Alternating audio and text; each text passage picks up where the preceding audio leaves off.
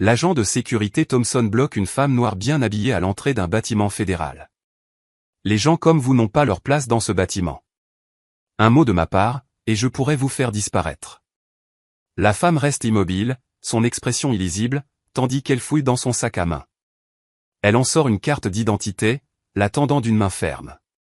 Thompson s'en empare, l'examine une seconde, puis la jette par terre avec un sourire narquois.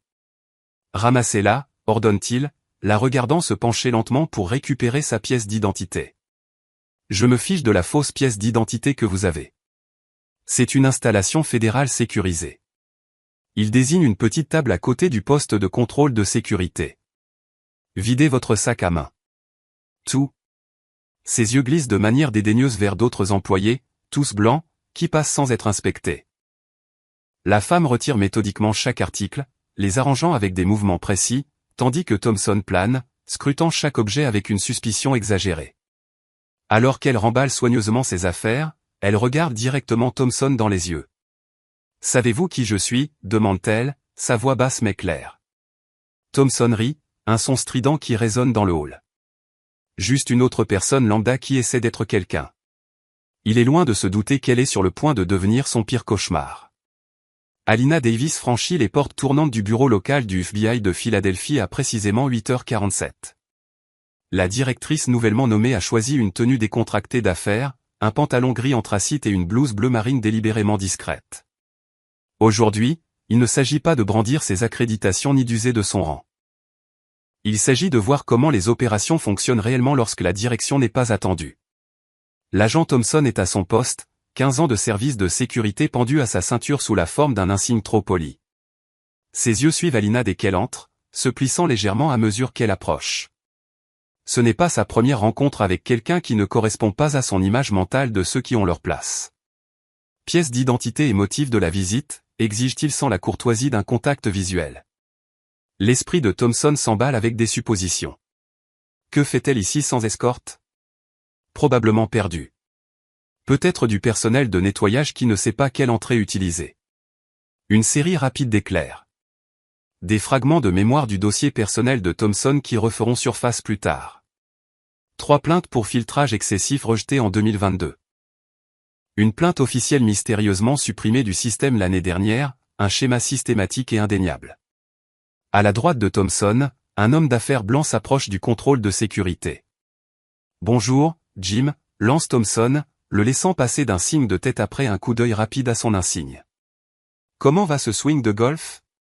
Une femme blanche suit, son sac à main non inspecté, tandis que Thompson la fait passer d'un sourire. « Passez une bonne journée, Madame Roberts. » Thompson se tourne vers Alina, son expression se durcit. Il fait signe à son collègue au poste adjacent. « Et, Reynolds, encore une qui essaie de passer en douce, dit-il, juste assez fort pour qu'Alina l'entende, probablement du personnel de nettoyage qui ne connaît pas sa place. » Reynolds lève les yeux, un éclair de malaise traverse ses traits avant qu'il ne hausse les épaules d'un air indifférent. Thompson fait glisser la pièce d'identité d'Alina sur le comptoir. Alors qu'elle tend la main pour la prendre, il la laisse délibérément tomber par terre entre eux. Ses yeux se fixent sur les siens, provocateurs, en attente. Alors qu'Alina se penche pour récupérer sa pièce d'identité, Thompson ne réalise pas qu'il vient de commettre un suicide professionnel. Alina se relève lentement, sa carte d'identité pincée entre ses doigts. Ses mouvements sont délibérés, dignes, chaque seconde s'étire, tendue par une tension tacite. Elle rencontre le regard de Thompson, son expression ne révélant rien de l'évaluation calculée se déroulant derrière ses yeux. « Puis-je avoir votre nom et votre numéro de matricule, s'il vous plaît ?» Sa voix porte l'autorité tranquille de quelqu'un habitué à être écouté du premier coup. Thompson ricane, sa main se dirigeant pour couvrir son insigne d'identification. « Pourquoi ? » Pour que vous puissiez déposer une plainte qui ne sera jamais lue. Les lumières fluorescentes captent les perles de sueur sur sa racine des cheveux malgré la climatisation agressive du bâtiment. Reynolds passe son poids d'un pied à l'autre, les yeux papillonnants entre Alina et son collègue. Son malaise est palpable, mais son silence est la complicité distillée à son essence. « J'ai un rendez-vous », déclare Alina, sans aucune défensive dans son ton, juste un simple fait. « Avec qui ?» exige Thompson, tendant la main vers le téléphone de bureau. Il orthographie délibérément mal son nom en appelant, la regardant avec une suspicion théâtrale. Pas d'Alina Davis sur la liste d'aujourd'hui, annonce-t-il après une brève conversation. Aucun rendez-vous n'existe. Vérifiez à nouveau, suggère Alina. Peut-être sous-directrice Davis.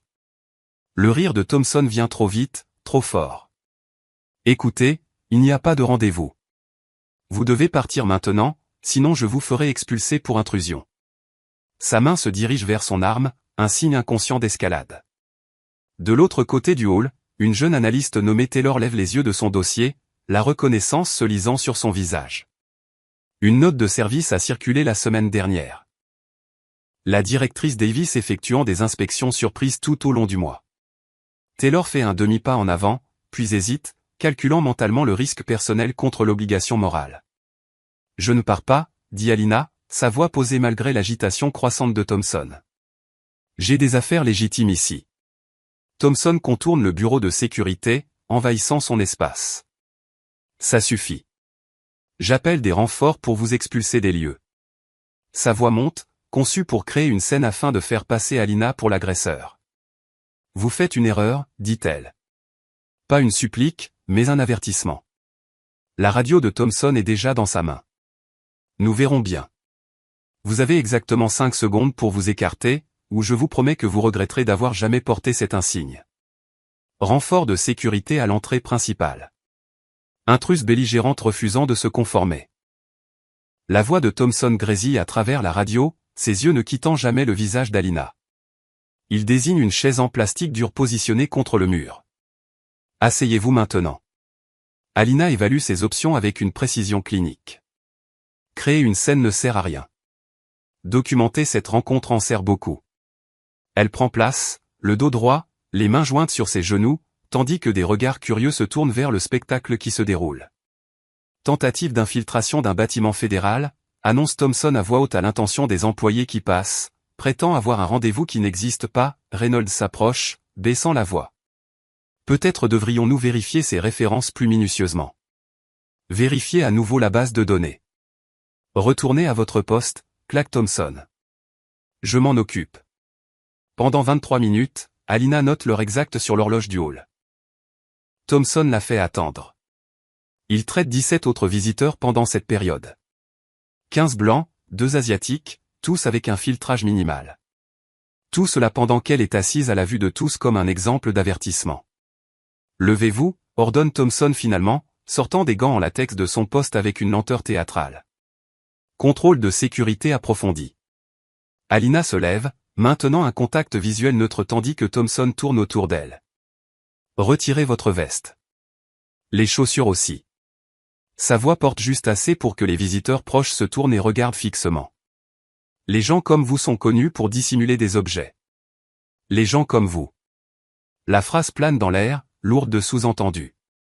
Alina obtempère, cataloguant chaque violation, chaque témoin, chaque angle de caméra avec une précision méthodique.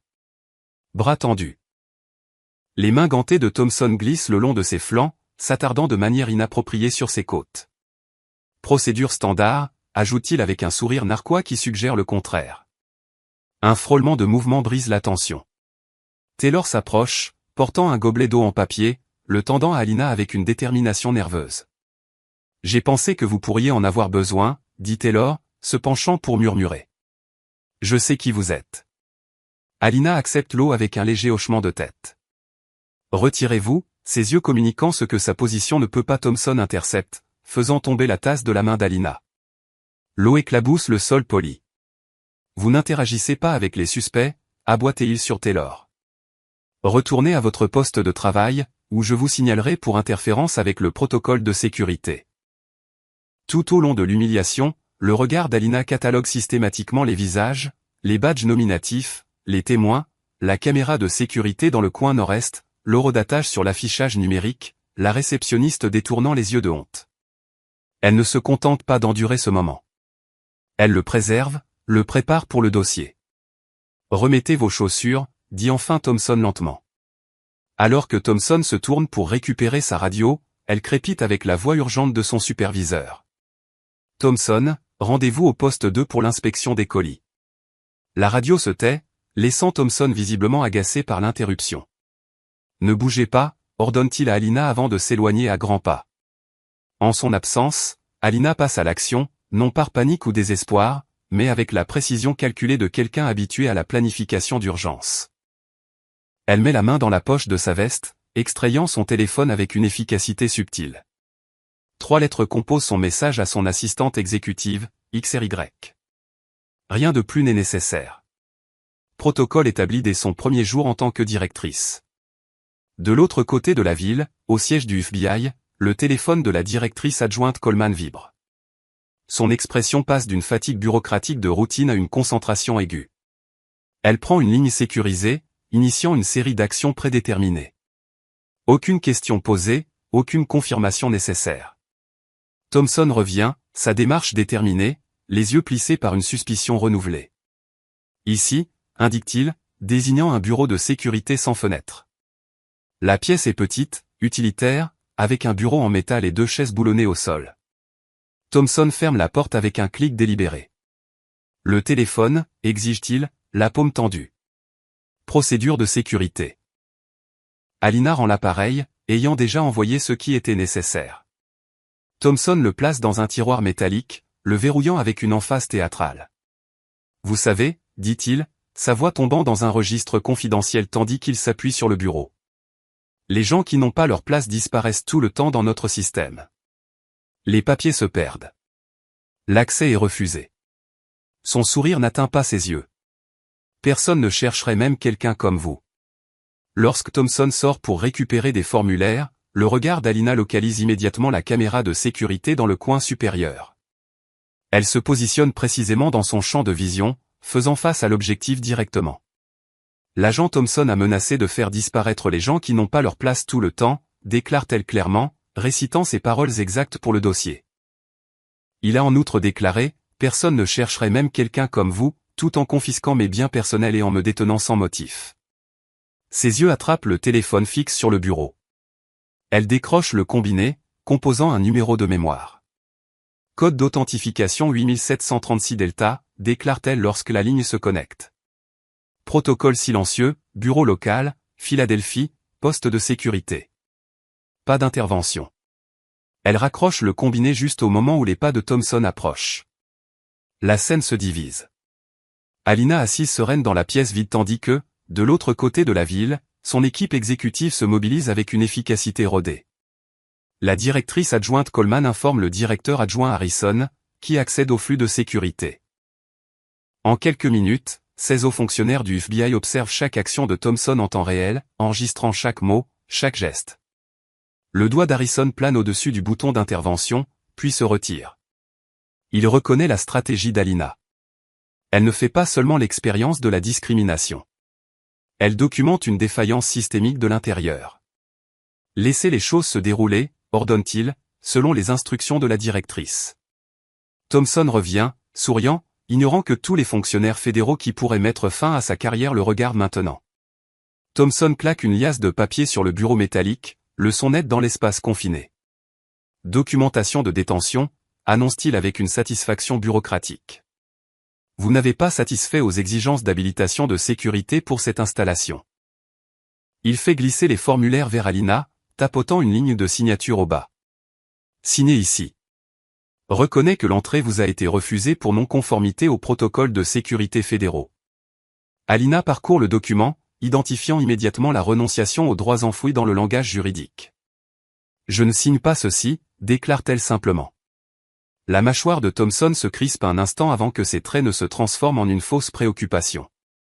Il tend la main vers sa tasse de café, positionnée dangereusement près du bord du bureau avec un mouvement trop délibéré pour être accidentel. Son coude le heurte. Le liquide foncé éclabousse la blouse couleur crème d'Alina. Maladroit que je suis, dit Thompson, sortant une poignée de serviettes en papier rêche. Laissez-moi vous aider avec ça. Alina accepte les serviettes sans réaction, tamponnant la tâche qui s'étend tout en maintenant un contact visuel inébranlable. Merci, dit-elle. Chaque syllabe mesurée avec précision. La porte s'ouvre. Un homme en costume impeccable apparaît, son badge d'identification le désignant comme le gestionnaire de bureau Patel. Y a-t-il un problème ici, demande Patel, ses yeux allant de Thompson à Alina avec une préoccupation professionnelle. Affaire de sécurité, répond Thompson sèchement. pas de votre ressort. Cette femme est détenue depuis un certain temps, insiste Patel. Son identité a-t-elle été vérifiée via la base de données centrale? La posture de Thompson change subtilement, un prédateur sentant un défi à la dominance territoriale. Peut-être devrais-je examiner vos identifiants d'accès, Patel. Voir s'ils sont toujours appropriés. La menace plane dans l'air, nue et efficace. La détermination de Patel vacille visiblement, son regard baissant. Je fais juste le suivi des rapports d'activités inhabituelles, marmonne-t-il, se retirant déjà. Je vous retrouverai plus tard, lance Thompson après lui, la promesse indubitable. Au siège du FBI, la salle de commandement bourdonne d'activités ciblées. Les analystes tirent le dossier personnel de Thompson, révélant 17 incidents similaires sur une période de 12 ans. Chaque plainte mystérieusement classée sans action, chacune liée par un labyrinthe de diversions bureaucratiques au même entrepreneur de sécurité, Fedgar International. De retour dans la petite pièce, Thompson se tourne vers Alina. Toute prétention de professionnalisme abandonnée. Maintenant, ils sont seuls. Les gens comme vous pensent toujours que les règles ne s'appliquent pas. Toujours à la recherche d'un traitement de faveur. Sa voix baisse, mais je suis là pour m'assurer que tout le monde reçoit exactement ce qu'il mérite. Vous savez ce qui arrive aux fauteurs de troubles en garde à vue? Murmure Thompson, se penchant trop près. Ils ont des accidents. J'ai besoin d'attention médicale, annonce Alina, une main pressée contre sa poitrine. Mon cœur s'emballe. J'aimerais qu'un témoin soit présent. Thompson l'étudie à la recherche de signes de tromperie, ses yeux se plissant. Timing opportun. Personne ne tombe dans le panneau. Je ne joue pas la comédie, répond Alina posément, et refuser des soins médicaux à un détenu est une violation de la section 4.7 des protocoles de sécurité fédéraux. La surprise de Thompson face à ses connaissances vacille brièvement sur son visage avant que son masque d'autorité ne revienne. Revendiquer une détresse médicale pour obstruer les procédures de sécurité, dit-il, faisant un spectacle décrire cela. Instabilité psychologique possible notée. Il crée une piste écrite, construisant sa justification brique par brique. Alina observe cela avec l'intérêt détaché de quelqu'un regardant une pièce prévisible se dérouler exactement comme prévu. La porte s'ouvre à nouveau. L'agent Reynolds entre, l'incertitude inscrite dans la position hésitante de ses épaules. Une mise à jour sur la vérification, demande-t-il, ne regardant délibérément pas Alina. Toujours en cours, répond Thompson sèchement. Pourquoi ne vous rendez-vous pas utile et n'allez-vous pas surveiller l'entrée? Reynolds passe son poids, inconfortablement conscient que ses choix se réduisent. Écoutez, peut-être devrions-nous simplement la laisser partir avec un avertissement. Cela fait plus d'1 heure. Remettez-vous en question mon jugement? La voix de Thompson monte. Humiliation publique calculée déployée comme mécanisme de contrôle. Parce que je peux ajouter l'insubordination au rapport d'aujourd'hui si c'est ce que vous voulez. La colonne vertébrale de Reynolds se redresse un instant avant de s'effondrer dans l'acquiescement. Non, je vérifiais juste. Alors vérifiez ailleurs. Thompson le congédie d'un revers de la main. Alors que Reynolds se retire, Thompson tourne son attention vers le sac à main d'Alina, toujours sur le bureau entre eux. Temps pour un contrôle supplémentaire. Il retourne le sac. Les objets personnels dévalent sur la surface métallique. Ses doigts fouillent ses biens avec une délibération intrusive. Un portefeuille, des clés, une barre protéinée, un petit carnet. Au fond, une carte en plastique avec le logo du FBI attire son attention. Eh bien, dit-il, la brandissant. Fausse pièce d'identité fédérale. C'est une infraction grave. La carte est clairement marquée, FBI installation sportive, mais Thompson choisit de ne voir que ce qui sert son récit. Usurpation de l'identité d'un agent fédéral. Maintenant, on avance. Taylor apparaît dans l'embrasure de la porte, tenant une chemise de dossier. Monsieur, j'ai des informations concernant, vous ai-je appelé? Thompson les coupe. Une interruption de plus, et vous pouvez vider votre bureau. Compris. Derrière Taylor, Patel revient avec un autre homme. Le directeur adjoint de la sécurité Wilson. Thompson, dit Wilson, son ton neutre mais autoritaire. Quel est le statut ici? Thompson se redresse, s'adressant à un supérieur tout en maintenant son affichage de dominance. Potentielle brèche de sécurité. Le sujet a tenté d'entrer avec des accréditations falsifiées, puis a présenté une fausse pièce d'identité du FBI. Je prépare des accusations. Wilson fronce les sourcils. Avez-vous vérifié ces informations via le NCIC? Je sais faire mon travail, répond Thompson, un ton mordant s'insinuant dans sa voix. Peut-être devriez-vous être plus préoccupé par les évaluations de renouvellement de contrat qui arrivent le mois prochain. J'entends dire que mon oncle est très intéressé par les évaluations de performance ce trimestre. La menace implicite plane dans l'air. L'oncle de Thompson, vice-président principal chez Fedgar, l'entrepreneur de sécurité qui les emploie tous. L'expression de Wilson se durcit, mais il recule, choisissant sa bataille avec soin. Tenez-moi au courant, dit-il, se retirant avec Patel à sa suite. Alina remarque que le voyant lumineux de la caméra de sécurité passe du rouge fixe au clignotant. Priorité exécutive activée. Thompson se positionne devant le terminal informatique, ses doigts volant sur le clavier avec une efficacité bureaucratique. Je prépare votre documentation d'expulsion, annonce-t-il, la satisfaction évidente dans le pli ascendant de sa bouche. Vous serez mis sur liste noire de toutes les installations fédérales de manière permanente. Il prend le téléphone de bureau, composant avec une délibération théâtrale. Ici l'agent Thompson du bâtiment fédéral de Philadelphie. J'ai besoin de l'aide de la police locale pour une intruse usurpant l'identité d'un agent fédéral. Il récite l'adresse, ajoutant « Approchez avec prudence ». Le sujet a montré des signes d'instabilité. Reynolds apparaît de nouveau dans l'embrasure de la porte, sa détermination supplantant temporairement sa déférence habituelle. Thompson, j'ai vérifié ces références plus minutieusement. Il brandit un imprimé. Il y a des incohérences avec votre rapport. Le nom correspond à un agent fédéral actif. Donnez-moi ça, interrompt Thompson, arrachant le papier et le scannant brièvement avant de le froisser dans sa poche. Votre accès de sécurité est temporairement suspendu, Reynolds. Remettez votre insigne jusqu'à ce que cette situation soit résolue. Reynolds hésite, sa main se dirigeant de manière protectrice vers sa pièce d'identité. Maintenant, exige Thompson, la paume tendue. Ou expliquez à votre femme comment vous avez perdu votre admissibilité à la pension 6 mois avant la retraite. La menace fait mouche avec précision. Reynolds détache lentement son insigne, le plaçant dans la main tendue de Thompson avant de se retirer. La défaite est évidente dans chaque ligne de son corps. Maniant maintenant leurs deux autorités, Thompson retourne à l'ordinateur avec une vigueur renouvelée. Officialisons cela, annonce-t-il, tapant rapidement tout en narrant ses fabrications à voix haute.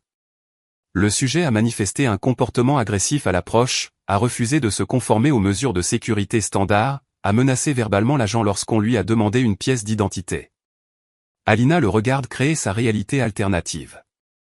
Chaque frappe de clavier creusant sa tombe professionnelle plus profondément, elle décide d'utiliser son élan contre lui.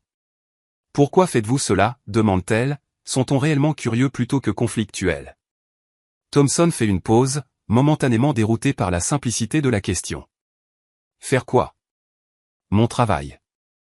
Me traiter différemment des autres qui sont entrés dans ce bâtiment. » Ses doigts planent au-dessus du clavier.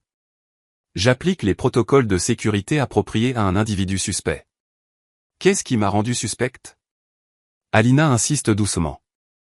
Spécifiquement, l'expérience, répond Thompson, reprenant sa frappe. 15 ans à ce bureau vous apprennent à reconnaître qui a sa place et qui ne l'a pas, et je n'ai pas ma place parce que, le piège est tendu avec une telle subtilité que Thompson marche directement dedans. Les gens comme vous ont toujours un programme caché, toujours à essayer d'aller là où ils ne devraient pas, exigeant un traitement spécial. Sa frappe devient plus énergique, ponctuant ses mots. Quelqu'un doit maintenir les normes. Quelqu'un doit protéger ses institutions d'être envahies. Chaque mot est un autre clou dans son cercueil professionnel. Chaque syllabe capturée par la caméra clignotante au-dessus. Une agitation dans le couloir attire l'attention de Thompson. La police locale est arrivée, attendant dans le hall comme le protocole l'exige. Thompson se lève, redressant son uniforme. « Attendez ici », instruit-il, faisant signe à un jeune agent de sécurité de surveiller la porte. « Ne la laissez pas partir. » Le jeune agent hoche la tête nerveusement, clairement mal à l'aise avec la situation, mais réticent à défier l'autorité. « Agent Thompson. » Une voix autoritaire appelle depuis l'embrasure de la porte.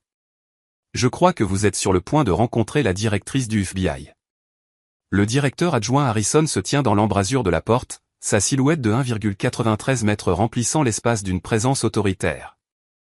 Derrière lui, 4 agents en costumes impeccables forment une barrière humaine entre le bureau de sécurité et la foule grandissante de curieux dans le hall. Thompson se tourne, l'irritation traversant ses traits à cause de l'interruption. Son expression passe au soulagement lorsqu'il aperçoit les accréditations du FBI affichées sur le revers de la veste d'Harrison. « Monsieur », dit Thompson, redressant sa posture. « Merci d'avoir répondu si rapidement.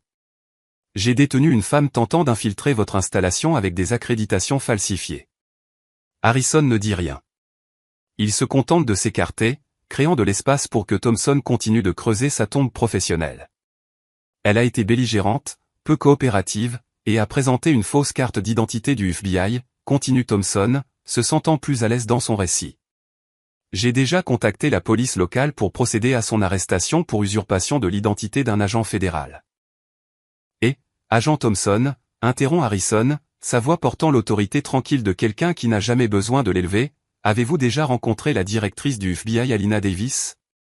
Le flux de mots de Thompson s'arrête brusquement, son cerveau peinant à traiter les implications de la question.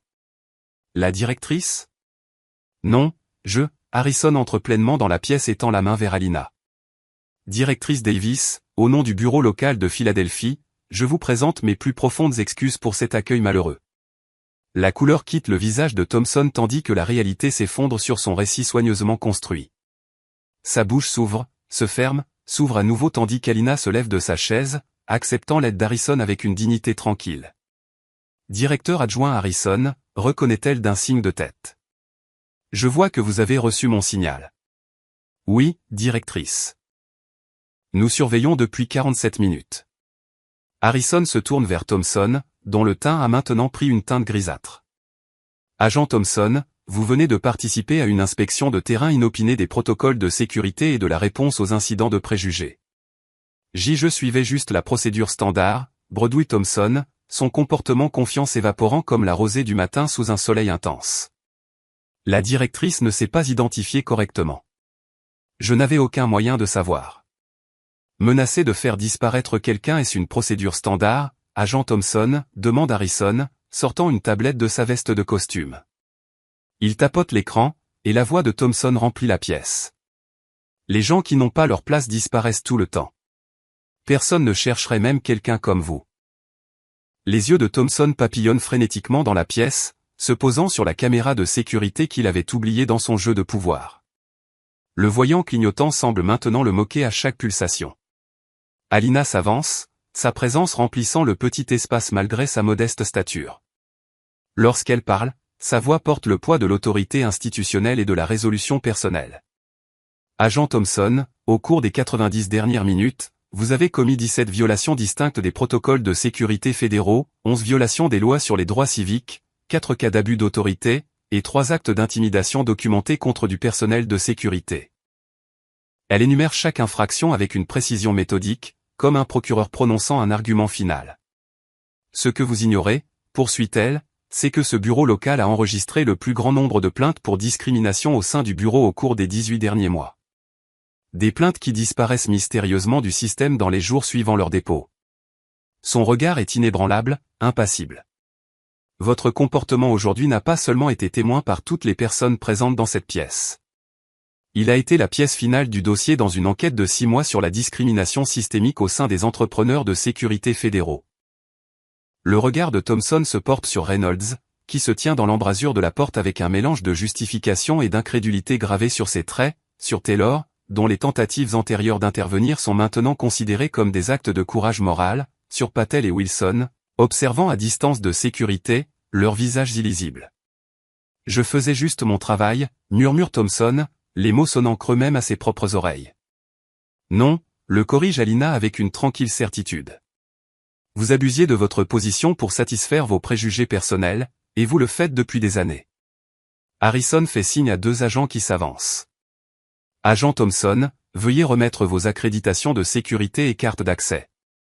Vous êtes mis en congé administratif en attendant une enquête complète. » Alors que l'insigne est détaché de sa poitrine, le poids des conséquences se fait enfin sentir dans les yeux de Thompson. La chute vertigineuse d'un homme qui vient de tomber d'une falaise qu'il ignorait là. « Il ne s'agit pas seulement de vous, agent Thompson, » dit calmement la directrice Davis. Il s'agit de tous ceux qui vous ont permis de faire cela, et j'ai une liste. Le bureau local du FBI de Philadelphie se transforme en une ruche de chaos contrôlée au cours des 72 heures suivantes. Des équipes du FBI en costumes impeccables se déplacent dans le département de sécurité avec une précision méthodique. Des tablettes d'audit à la main. Elles examinent les journaux d'accès, les archives de vidéosurveillance et les registres de plaintes avec l'intensité concentrée d'archéologues découvrant une civilisation longtemps enfouie. Thompson est assis seul dans son appartement, sa cravate desserrée, sa chemise froissée après 18 heures sans sommeil. Son téléphone vibre sur la table basse. Le 7e appel des dirigeants de Fedgar en autant d'heures. Il fixe l'écran sans le prendre, le regardant vibrer jusqu'à se taire. Le message qui suit est succinct. Ne parlez à personne. Représentation légale en route. De l'autre côté de la ville, dans une salle de conférence vitrée, l'équipe de gestion de crise de Fedgar se réunit avec une sombre détermination. Le vice-président principal Thompson, l'oncle de l'agent Thompson, arpente le périmètre tandis que les avocats d'entreprise étalent des documents sur la surface polie de la table. Nous le licencierons immédiatement, annonce le VP à la salle. Publierons une déclaration nous distançant de ces actions. Il faut clairement établir qu'il s'agissait d'un incident isolé, ne reflétant pas la politique de l'entreprise. Dans le centre de commandement temporaire du FBI, Alina examine les enregistrements des 15 ans d'emploi de Thompson. Le schéma apparaît avec une clarté indubitable. Des centaines de visiteurs non blancs soumis à un filtrage approfondi tandis que leurs homologues blancs passent avec des contrôles superficiels. Les eurodatages racontent leur propre histoire accablante. Temps d'attente moyen pour les visiteurs blancs, 47 secondes. Pour les minorités, 12,3 minutes. Directrice, appelle une analyste, désignant son écran. Nous avons trouvé quelque chose dans les registres financiers. Alina se penche sur l'écran, scannant rapidement. Chaque plainte pour discrimination déposée contre Thompson montre le même schéma. Documentation initiale, enquête préliminaire, puis rien. Affaire classée sans résolution. Les papiers ont disparu du système. Comparez ces dates, instruelles, indiquant les rejets de plainte avec les registres de paiement de Fedgar aux fonctionnaires fédéraux. Les doigts des analystes volent sur le clavier. Les points de données s'alignent avec une précision accablante. 17 plaintes ont disparu après 17 paiements à un cabinet de conseil appartenant à l'épouse de l'ancien directeur de la sécurité. Le téléphone de Thompson vibre à nouveau. Il répond cette fois, la voix de son oncle est immédiate et cinglante. Ne dis rien. N'admets rien. Nous nous en occupons. Ils ont des enregistrements, répond Thompson, sa voix est creuse. Tout ce que je lui ai dit. Tout. Le silence s'étire sur la connexion avant que son oncle ne réponde. Alors tu te débrouilles seul. Et la ligne se coupe. Reynolds est assis en face d'un enquêteur du FBI, sa photo de retraite sur son bureau est visible en arrière-plan, un rappel de ce qu'il risque de perdre et de ce qu'il espère préserver. Oui, confirme-t-il, la voix stable malgré ses mains tremblantes. J'ai vu l'agent Thompson appliquer constamment des normes différentes basées sur la race tout au long de notre collaboration. Je l'ai signalé 2 fois en 2022, une fois en 2023. Il fait une pause. Les plaintes ont disparu. Après la deuxième, mon horaire de travail a été changé en service de nuit pendant 3 mois. Après ça, il marque une pause, la honte évidente dans ses yeux baissés. J'ai arrêté de le signaler. Tout au long de la matinée, le témoignage s'accumule. Taylor décrivant les tactiques d'intimidation de Thompson. Patel racontant comment les plaintes de sécurité ont mystérieusement disparu après avoir été transmises à la direction de Fedguard. Un défilé d'anciens visiteurs partageant des expériences similaires d'humiliation et de discrimination au poste de contrôle de Thompson. Après la pause déjeuner, le panel visionne les preuves vidéo compilées, un montage dévastateur s'étendant sur des années, montrant le schéma systématique de Thompson de traitement différentiel. Les eurodatages racontent leur propre histoire accablante. Les visiteurs blancs traités en moins d'1 minute. Les minorités détenues pour des contrôles aléatoires prolongés.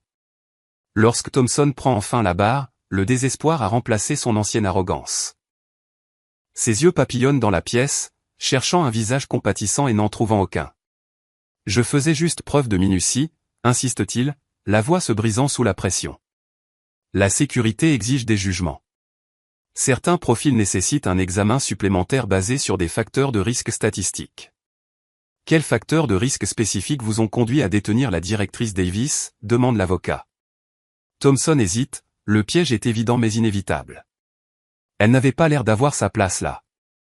Elle n'avait pas l'air d'avoir sa place, répète l'avocat, laissant les mots planer dans l'air. Et à quoi ressemble exactement quelqu'un qui a sa place dans un bâtiment fédéral, agent Thompson? La question reste sans réponse tandis que l'avocat diffuse l'enregistrement des menaces de Thompson de faire disparaître Alina. La pièce tombe dans le silence, le préjugé flagrant dans sa voix résonnant sur les murs lambrissés. Dans sa déclaration finale, Thompson abandonne ses remarques préparées, le désespoir fracturant son calme. Tout le monde le fait, lâche-t-il. Je suis juste celui qui s'est fait prendre. Il y a une sorte d'entente sur qui doit être examiné davantage. Cela vient d'en haut. Le panel délibère pendant seulement 27 minutes avant de rendre sa décision unanime. Licenciement avec effet immédiat. Habilitation de sécurité révoquée de manière permanente. Droit à la pension confisquée. Renvoi au bureau du procureur des États-Unis pour des accusations criminelles de violation des droits civiques, de menaces envers un agent fédéral et de falsification de dossiers officiels. Alors que Thompson sort de la salle d'audience, un huissier de justice l'attend dans le couloir avec des documents de poursuite civile. Dehors, il découvre que sa voiture a été saisie pendant la nuit. Le premier domino de l'effondrement financier qui suit le licenciement. Son téléphone sonne.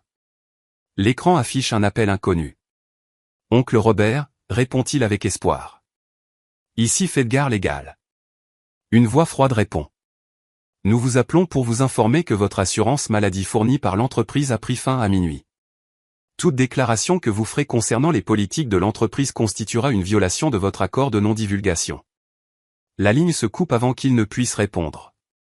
Alors que Thompson atteint sa place de parking vide, une équipe de presse le repère. Les caméras se tournent vers son visage comme des prédateurs flairant le sang. 6 mois plus tard, le poste de contrôle de sécurité du bureau local du FBI de Philadelphie brille sous un nouvel éclairage.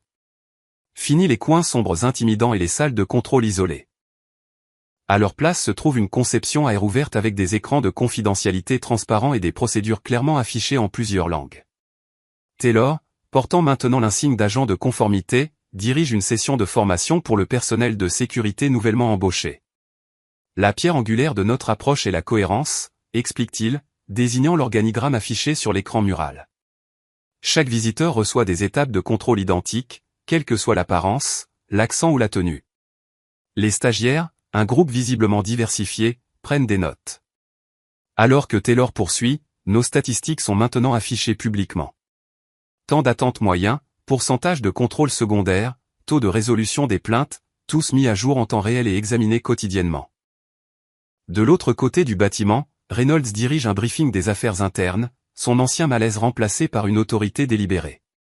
Le nouveau système de rapport contourne entièrement la gestion de l'entrepreneur, explique-t-il à l'agent de liaison de sécurité du bureau local.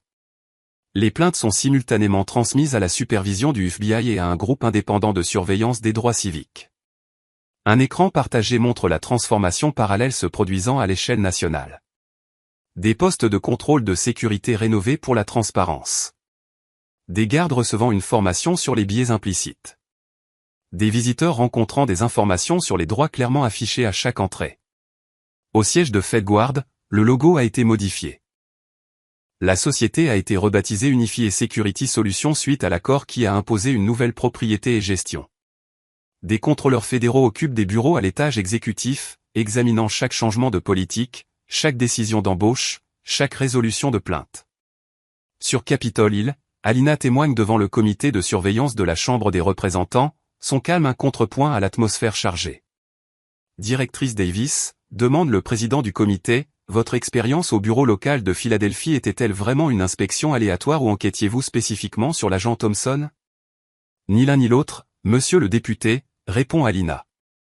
Ma visite faisait partie d'un effort coordonné suivant les schémas que nous avions identifiés et les plaintes classées sans suite. Après que le 7e plaignant issu d'une minorité ait signalé avoir été menacé de disparition à ce poste de contrôle, nous avons reconnu que documenter ce comportement nécessiterait de le vivre soi-même.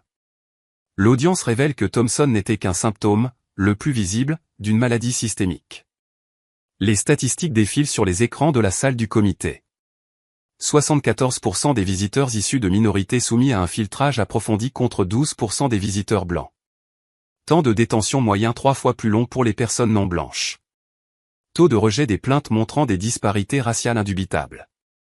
La législation qui en résulte est adoptée avec un rare soutien bipartisan.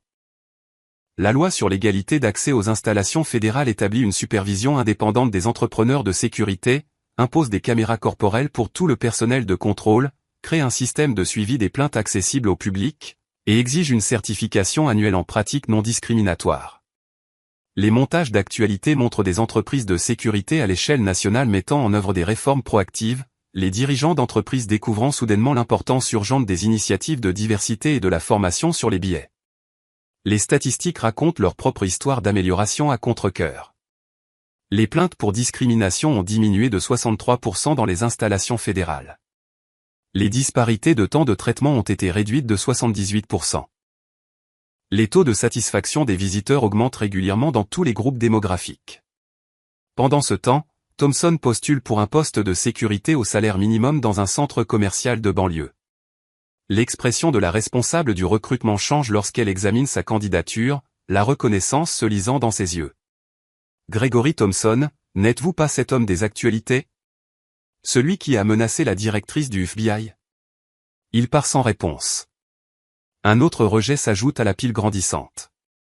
Alors que les anciennes sociétés de sécurité se bousculent pour se rebaptiser, Alina prépare tranquillement sa prochaine opération d'infiltration ciblant la discrimination au logement fédéral. Un an plus tard, Alina franchit les portes tournantes du bureau local du FBI de Philadelphie. La transformation est immédiatement apparente, non seulement dans l'espace physique avec sa zone de sécurité repensée et ses protocoles transparents, mais aussi dans l'atmosphère elle-même. La tension qui bourdonnait autrefois sous la surface comme un câblage défectueux a disparu. À sa place repose un courant constant de concentration professionnelle. L'équipe de sécurité qui la salue reflète le spectre complet de la diversité américaine. L'agent mandé traite ses accréditations avec une courtoisie efficace, maintenant le même rythme procédural qu'il utilise pour chaque visiteur. La salutation standardisée, le contact visuel constant, le ton respectueux, tous appliqués sans variation, sans exception. « Bonjour, directrice Davis, dit-il, lui rendant sa pièce d'identité. Vous êtes attendu dans la salle de conférence 3. Là où le bureau de Thompson dominait autrefois l'entrée, un kiosque d'information se dresse maintenant, géré par une équipe rotative de personnel de sécurité fournissant une orientation aux visiteurs. Le tableau de bord numérique affiché en évidence montre les métriques en temps réel. Temps d'attente moyen actuellement, 142. Taux de contrôle secondaire, 7%. Plaintes actives, 0, problème résolu, 3. Taylor la rencontre à l'ascenseur, son ancienne nervosité remplacée par une tranquille confiance.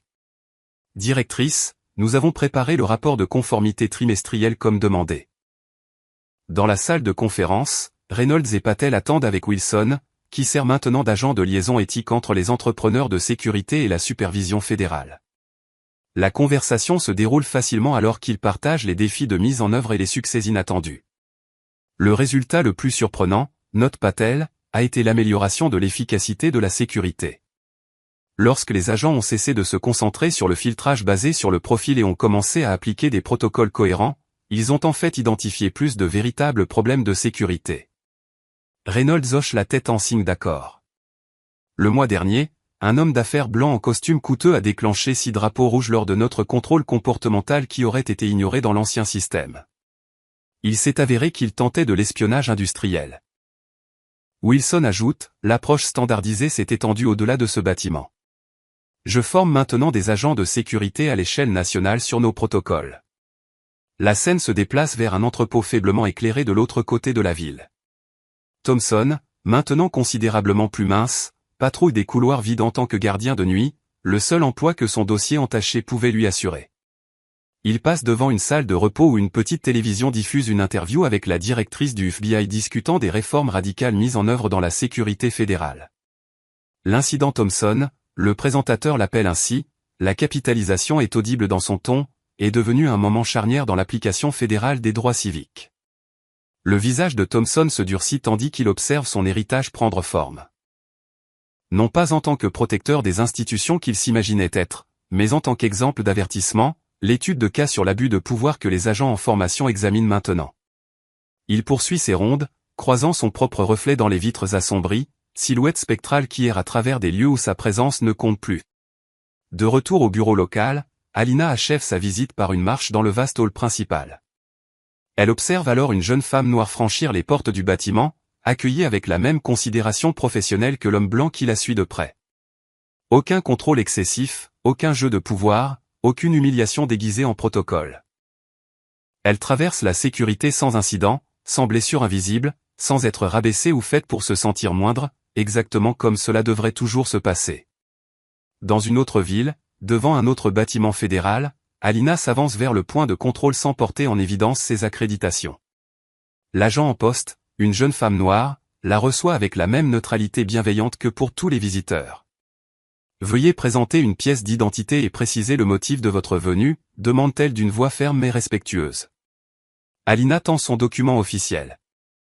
L'agent l'examine brièvement, la traite avec courtoisie, sans savoir qu'elle s'adresse en réalité à la directrice du FBI. Une visiteuse comme les autres, soumise aux mêmes règles, accueillie avec égalité et dignité. En franchissant le portique, Alina esquisse un sourire. Elle prend conscience que les choses auraient toujours dû être ainsi. Le véritable pouvoir n'est pas celui qui efface ou écrase, mais celui qui garantit que chacun, enfin, soit reconnu et respecté. Ne laissez plus jamais passer un instant de justice. Abonnez-vous et rejoignez la communauté qui expose les abus de pouvoir et met en lumière ceux qui tiennent bon. Aimez, commentez et partagez si vous croyez en la responsabilité à chaque niveau. Activez les notifications pour découvrir chaque semaine de nouveaux récits bouleversants, preuves éclatantes que le karma existe vraiment.